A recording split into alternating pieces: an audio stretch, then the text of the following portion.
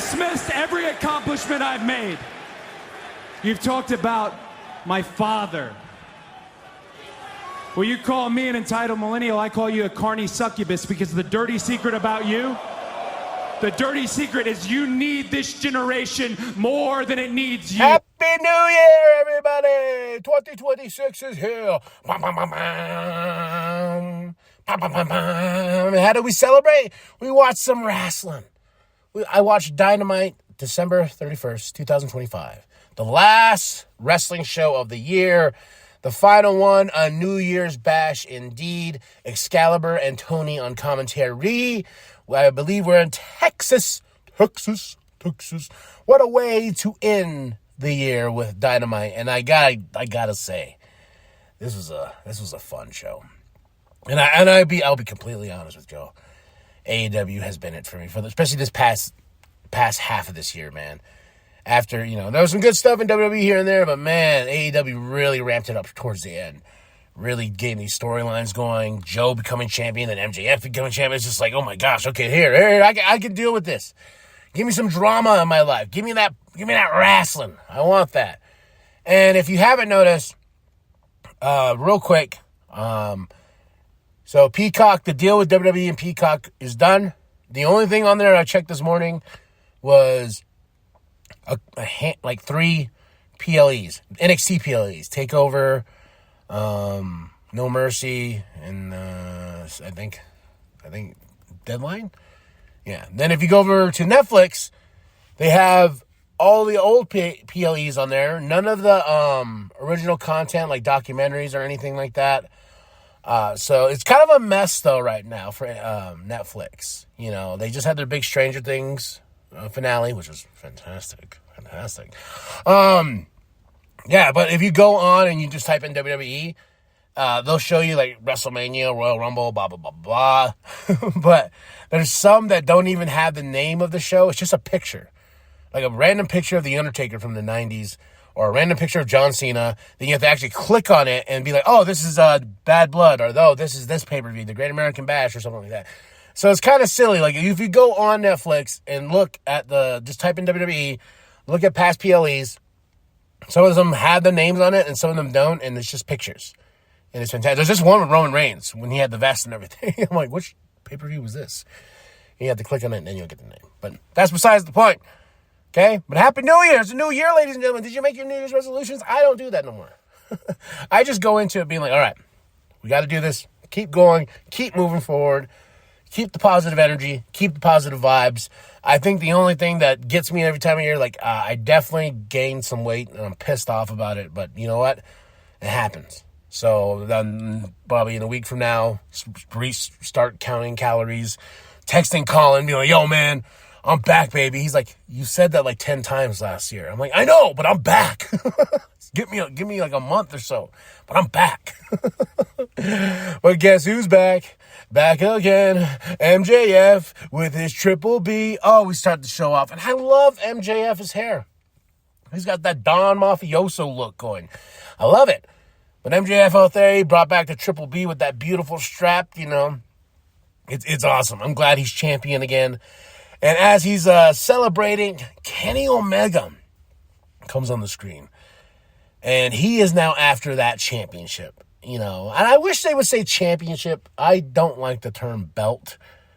I'm the belt collector. I'm after one belt. And I'm like, just say championship. I'm after that world championship, not the belt. I don't know. That's always been a thing in wrestling. The belt. I've never cared for it as long as I've been a wrestling fan, but I rather be like the championship, the world championship, or that title. Title, championship, hand in hand. Just don't care for the belt thing. But of course, with Kenny throwing his hat in this, in the title, in the championship picture, Hangman and Swerve come out. They want a piece of MJF. And MJF is like, whoa. Hey, guess what, guys? You guys, I will face you if you actually win. Because you're a bunch of losers. I beat y'all already. So why don't you get a couple matches, Hangman? Why don't you get a couple matches, Swerve? And then when you guys are actually winners, then we can talk. nWp. I love that he took off as they hit the ring. Swerve and Hangman like, when we get you. And the Ops comes up. Samoa Joe's pissed. He's mad. He's angry. He's like, you put your hands on Hook. And Hook's over there eating potato chips. What the fuck are you doing, Hook? Put the potato chips down, Hook. Put them down. But Samoa Joe's mad. He lost his championship. So you have Kenny, Hangman, Swerve, and Joe all wanting to get back to being champs here. But who holds the key? My boy MJF. Oh, yeah, the Triple B's back, baby. Then we go right into, I like what Joe said, calling it a cowtown. Then we have my almost match of the night, Tony Storm, Orange Cassidy, and Strong versus the Mox Cult. But, man, Marina shared a picture of her back after this match, and, man, I mean, this is what I love about, I think this was a Texas tornado. I don't know. So, there was no rules. But 3-on-3, it was just awesome. You had Claudio, you had Daniel Garcia and Marina on the Mox Cult side, and it was just an awesome match, man. And I love that they let the men and women tangle. Like, why not? I've always hated that rule where, like, they tag, mixed tag. And it's like, yeah, they have to switch now, They just let, and over here in AEW, they're like, what? All bets are off. You want to get it? Tony want to get in Claudio's face? You want to swing him? Go for it. But you're going to get kicked. Fine.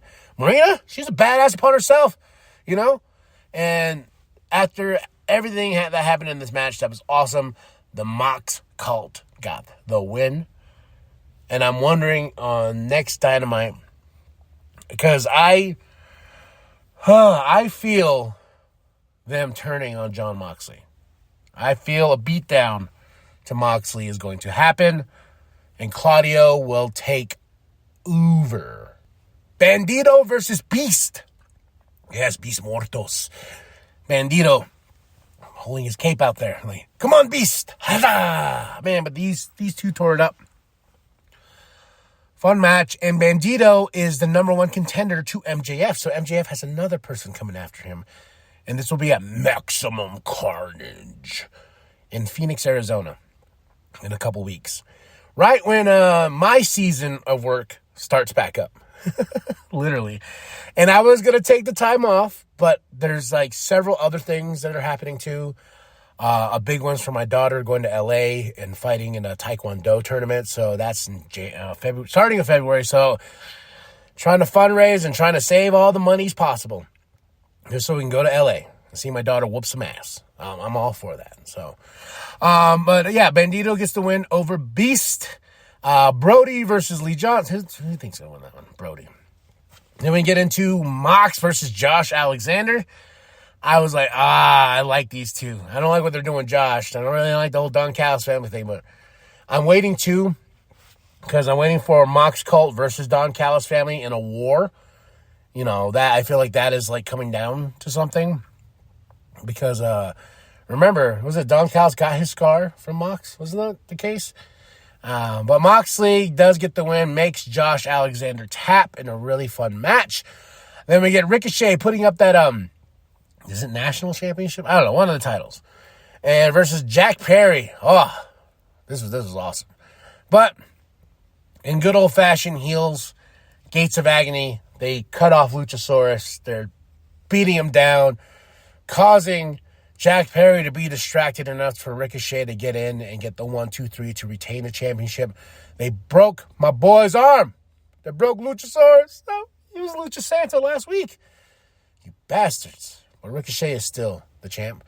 And now, my match of the night, the main event, baby. Mercedes Moné versus Willow Nightingale for the TBS championship. Oh, full of emotion and full of energy. I'm like, come on, Willow. Beat that Moné ass. And Mercedes Moné has been losing and losing. She's losing titles now. She gained them all.